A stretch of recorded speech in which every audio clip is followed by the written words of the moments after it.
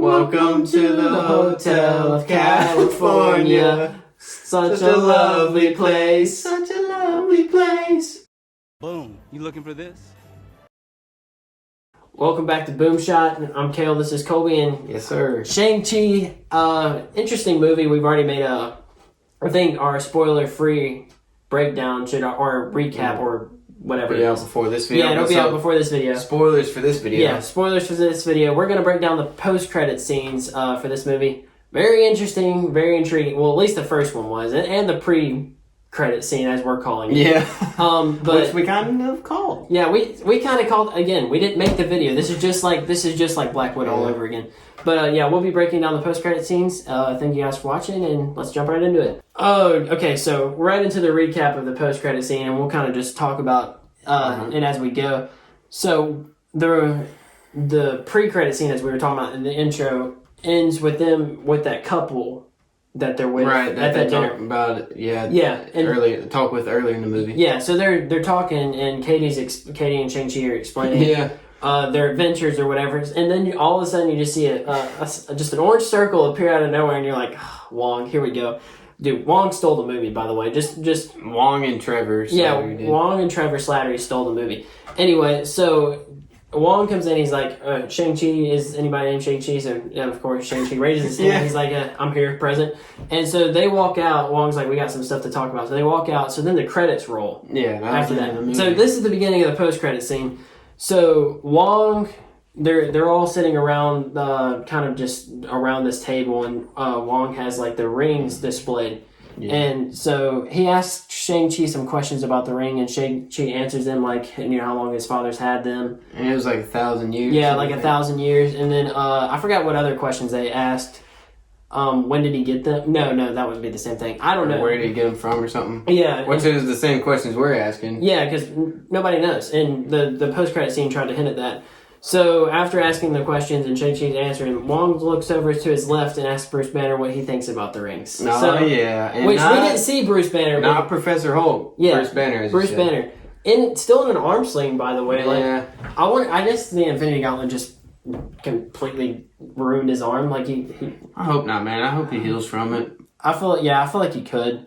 But so he asked Bruce Banner what he thinks about the rings, which was a surprise to all of us. I expected Doctor Strange because the camera didn't pan immediately. I thought it was going to be Doctor Strange. Yeah, the camera didn't pan immediately. It was kind of just like Wong looking over, and it was just at Wong's face, and then Bruce talks, and then it pans over to Bruce. Which Bruce, after he's asked, he says they're not vibranium, but they could be Kree. Okay, and so then as soon as he says that, Captain Marvel, camera pan. Captain Marvel chimes in, and she says that she has never seen them before either. Yeah, and she said they're not Chitauri, right? Yeah. So... Oh, was it true? Yeah, he said Chitauri, and then she said they're not from any planet that she's ever been to. So that's my bad. I'm not Chitauri. Like that. Yeah. Either way, they're not alien. Yeah. Yeah, neither of them recognized them, and then somebody said that they were way older than Shang-Chi knew. Yeah, that's what Wong said. 1,000 years old. Yeah, he said, way over that. So, wait, where am I? Or maybe Shang-Chi knew that, but it was way longer than his dad had him. Yeah, exactly. Which is interesting, so. And so, Wong kind of like expands the rings or whatever, and he's looking at, there's kind of like some symbols and stuff, and he pans into the rings and shows Shang-Chi a pulse. Kind of like a beacon. Like a little beacon. Yeah, it kind of looks like a heartbeat, like that, or like a nerve fire or a neuron firing or something like that.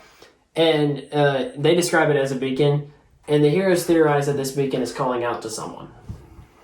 And the big question is, who is that someone? Well, my first reaction was Kang. That's what everybody's going to go to now. Yeah, I know. It could be like a leaf falling from a tree. Did Kang do that? Kang? No, I mean, because they were saying they don't know where it came from, and Kang is what do you say? He's lived many lifetimes. Or exactly. Something? Yeah. I mean, like if anybody, and maybe those are like the key to Kang's powers or something like that. It could be. I mean, there's I don't know if he said that, but I mean, there's multiple Kangs. Yeah. So maybe one of them just had them at some point.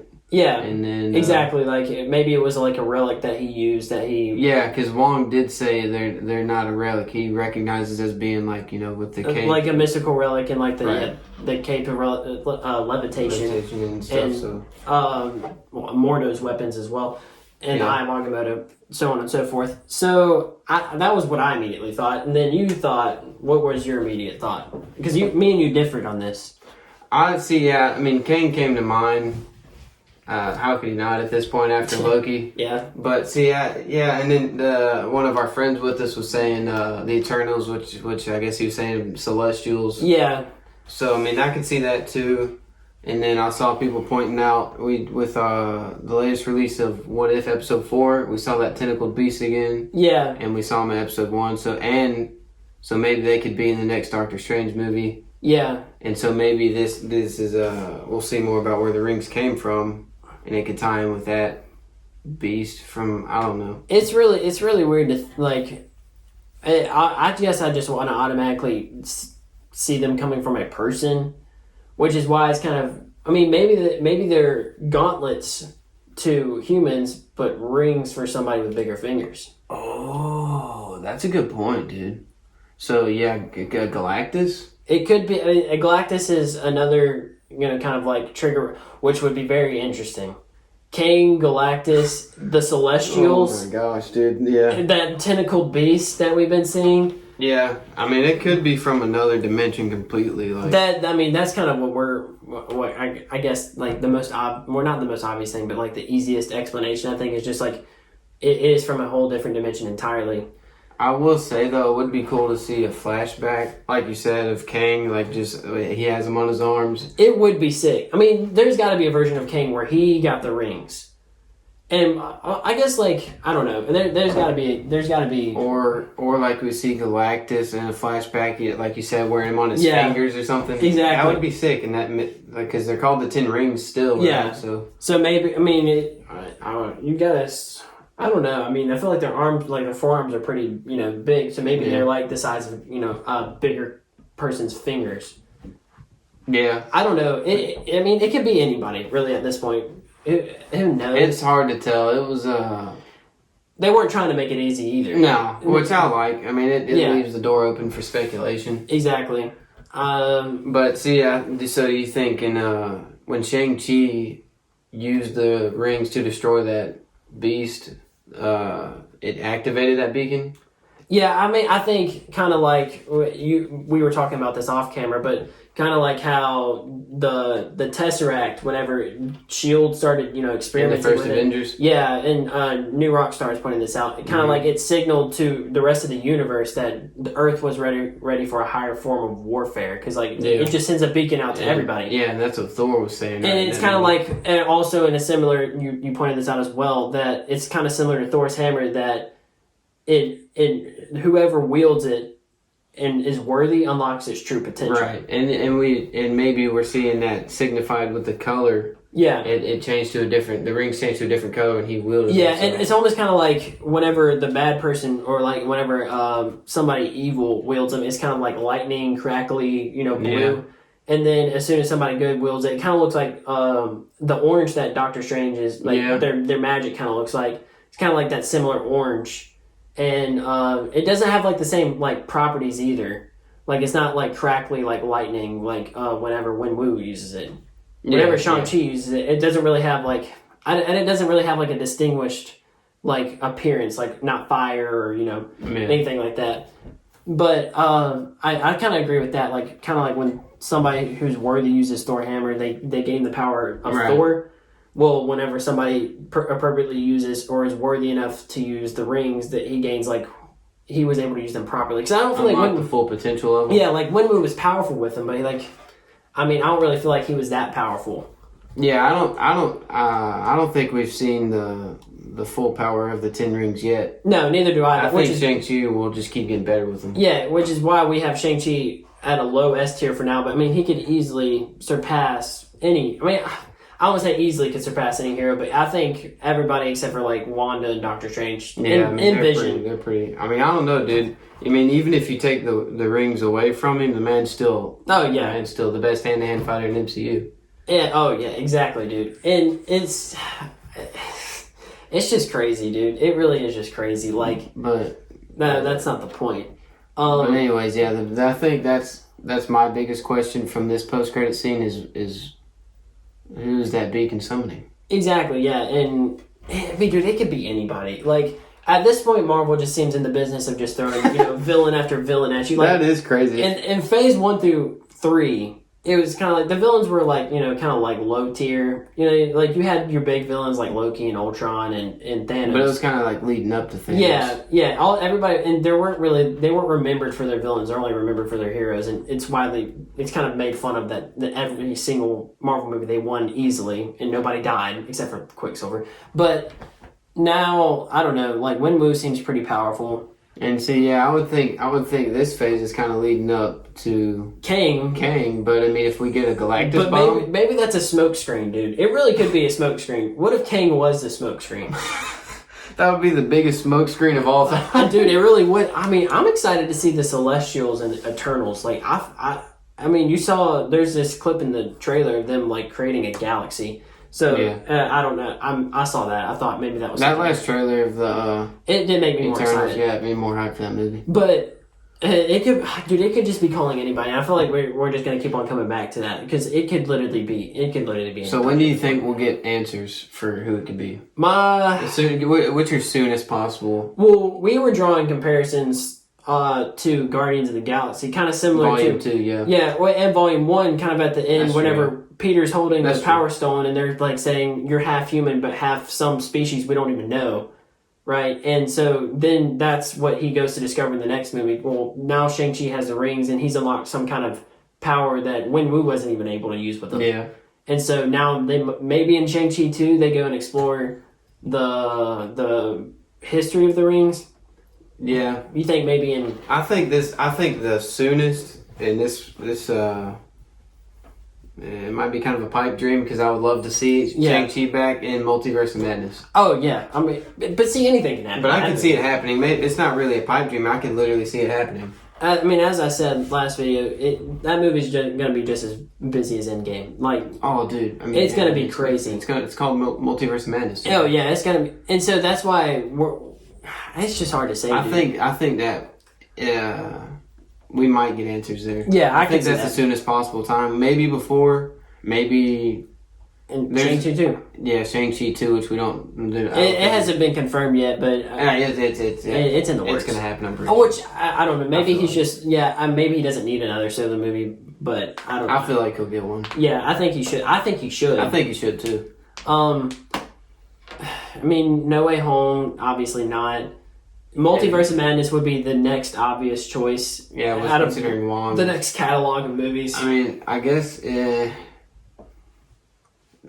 only other possible tie-in could be She-Hulk, but I don't see that just because Banner. Yeah, but I don't see him being in that. No, I that seems more of like a She-Hulk story. Yeah, exactly.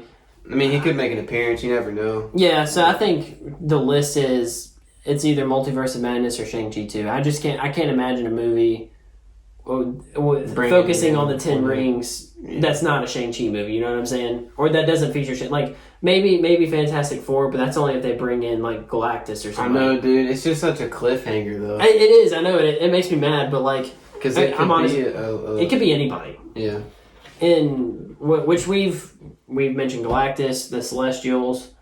Who else have we mentioned? Kang. Yeah, Kang, and then we just also mentioned like just being an interdimensional force. Yeah. Which I don't think it's kind of like they said in the movie that it could be unearthed from a tomb, or he got it in a comet. So in the a meteor, or like a asteroid crash. That's how in the comics. Is that what you're saying? It came in the comics. It came from a meteor or something crashing to Earth. Yeah, and so alien species. Yeah, but I also kind of feel like that's too similar to how vibranium. I don't think they'll do that. I mean, they could. Yeah, I don't think they'll do that. But I think the beacon makes it seem like it's going to be an entity. Yeah, Or just, somebody, it could just be an entity, or it could just be somebody who's really, like, who had them before. That's what I mean, like, it's going to be somebody. Yeah, okay, I thought you meant kind of like a celestial, like a more powerful being than... No, I mean just like somebody. Yeah, I agree with that.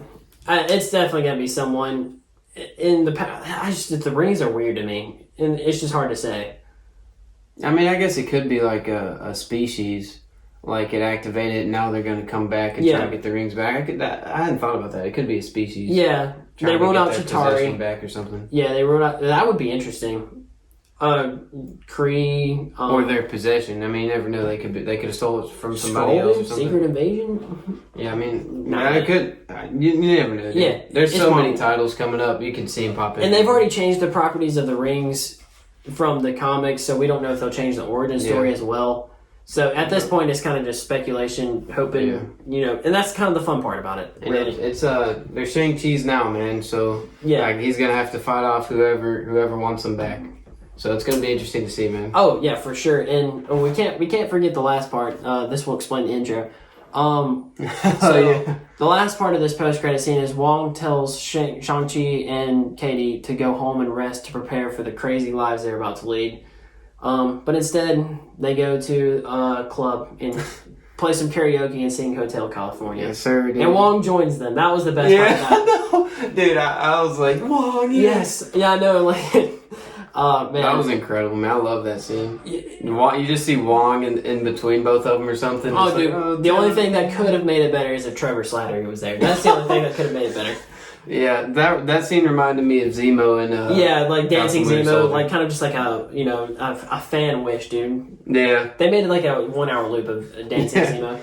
But that's pretty much it for this post credit scene. The other post credit scene is not really. I mean, Shang-Chi's sister takes over the 10 rings. That's pretty much it. Yeah, it seemed like she was gonna like reorganize and maybe repurpose them for good, or maybe just to kind of be like whatever.